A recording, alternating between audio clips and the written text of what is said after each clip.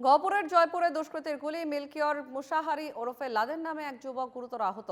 ঘটনায় জড়িত বিহারের এক যুবক পিস্তল সহ গ্রেফতার।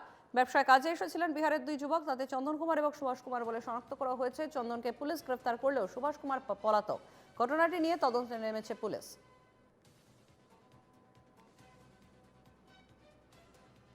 ভাতটো বাঢ়ি দিলে, ভাত খাম বুলি কৈছে, ভাতটো বাঢ়ি দিলে বিয়া ঘৰতে ভাতটো খাই পেলাই মানে এহেঁতি চাৰিজন আছিলে, চাৰিজনৰ দুজনটো অকমান আগত ওলাই গ'ল খাই পেলাই, অকমান মানে 2-3 মিনিটৰ কথা আৰু।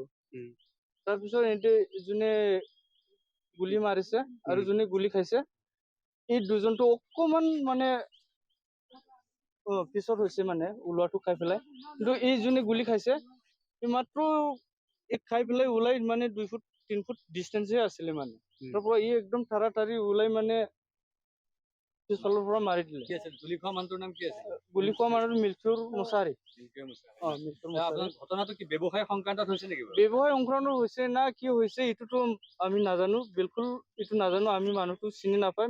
এই যোনে গুলি খাইছে এইটোতো আমাৰ যেনিবা নিজৰ মানুহ, কিন্তু বেপাৰ বাণিজ্য এইবিলাকৰ কথাটো আমি নাজানে। কি বেপাৰৰ লগত জড়িত?